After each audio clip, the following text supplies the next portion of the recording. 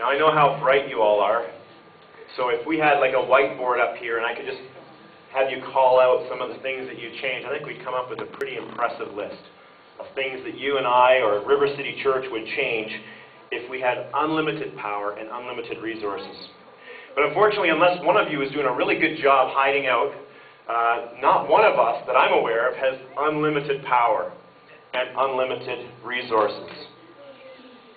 But each of us has some power, some resources to bring about those changes that we think are so important, which begs the question, to what lengths are you willing to go to bring about positive change in the world in which you live? To what length would you go? What would you be willing to pay to bring about that change? When I say pay, I'm not just talking about money, although you know from door-to-door canvassing and from people in front of the grocery store and people at the mall and pools at work, that oftentimes if we want to change something, it does require putting our money where our mouth is. There is often a financial cost. But I'm talking about paying things like time and physical energy, or something that maybe is less tangible, which is the payment of giving up things that maybe we could otherwise afford or that we could otherwise do with our time. Sacrifice. I'll give you a concrete example. Earlier this month, we organized a tour de force, a massive food campaign for the Cambridge Self-Help Food Bank. Now, if you ask people in the city of Cambridge this question, do you think it's important that each family in Cambridge has enough food to eat 3 square meals a day for the winter months? I'm confident that 100% of the people would say yes. I'm confident that without exception, that the answer, if people were surveyed with that question, would be, well, of course I do. I don't think anybody living in Canada, let alone Cambridge, should go without. But then you bring those same people a grocery bag with a note tied to it that highlights the need for food at the Cambridge Self-Help Food Bank, and that even lists all the items that are in short supply and in high demand. And you detail how this bag is going to get picked up and when it's going to get picked up and what needs to happen for it to get picked up. And guess what percent of the people actually put something in the bag? About 10%. Those of us who went door to door, we discovered that about 10%, and Pat Singleton, the head of the food bank, said that's actually pretty good. Usually it's about 1 in 20 homes fill up a bag when people go door to door and hand out food bags. So when we did it, that meant that when we handed out, for every 100 bags that we handed out, 10 of them came back full. 90%, I don't know what happened to them. And that's when most of the costs have been removed, right? The person doesn't have to think about it. You're doing the thinking for them. Oh, a bag with the note. What's it say? We're doing a food drive, a community food drive. It lists all the important things that need to be given. There's no need to go to the grocery store, right? Most of us have something in the cupboard that's non-perishable. If you don't, come and talk to me after the service. I mean, you throw in a pack of spaghetti noodles and a can of pasta, and voila, you've got something to give. Maybe some tuna would be good, some protein. They didn't have to go to the grocery store. You don't have to drive to the food bank. You don't have to do that thing that us Canadians find so difficult, which is to talk to strangers. Right? You don't kind of go to the food bank where you don't know anybody and say, here's some food. I'm not getting food, I'm giving food. Whatever. The only thing that you have to do is put some food in a bag and put it on your front step. And 10% participate. Let's bring it closer to home. When we announced that we were doing this massive food drive, applause erupted in the River City Church family in theater number 2. Everyone was excited, and overall we had great participation. Really, we don't want to knock that. It was awesome. But not everyone participated. And I understand that some people were unable. Some people had good reason for not being there. But make no mistake, those who did participate paid a price. They paid a price. Those who came on a Thursday night to put the bags together, some of them paid the price of not being able to tuck their kids in for one night that week. Others paid the price of missing the Vancouver, Colorado NHL hockey game. Others missed the price of maybe watching their favorite television show or whatever.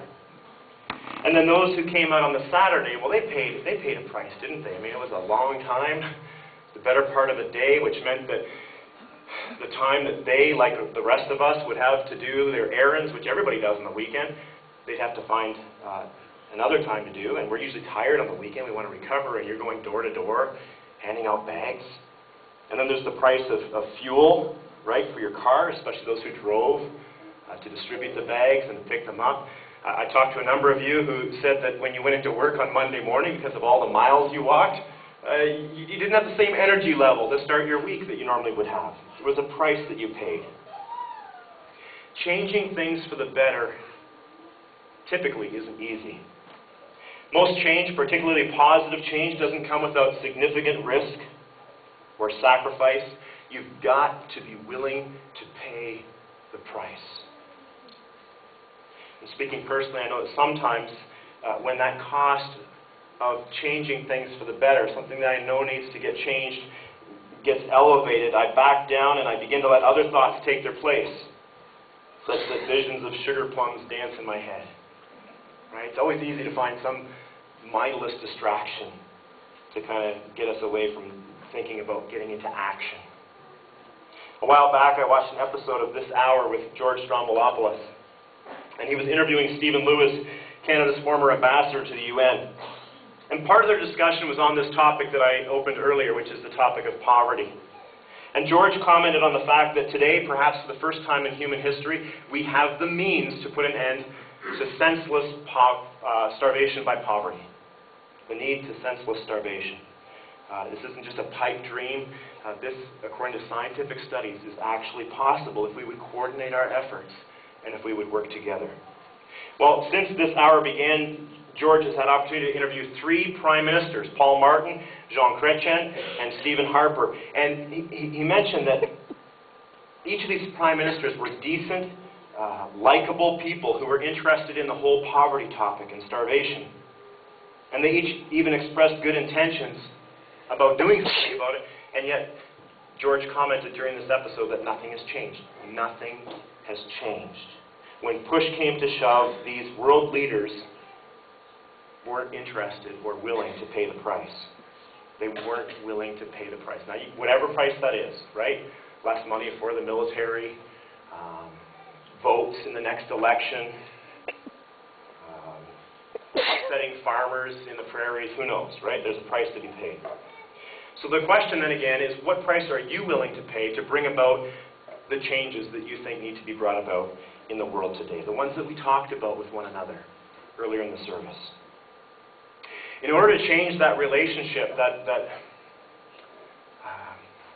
that's broken, that you have with a relative or with a former friend, are you willing to pay the price of maybe hearing some things that you don't want to hear? Willing to eat crow for the sake of a restored relationship? In order to change a homeless person's day, are you willing to carry 1 or 2 Tim Hortons gift cards in your wallet or your purse?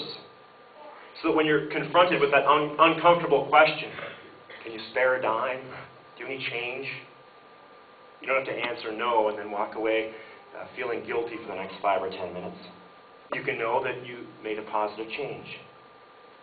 In order to give a starving child a shot at life, food, clothes, education, are you willing to budget $30 a month?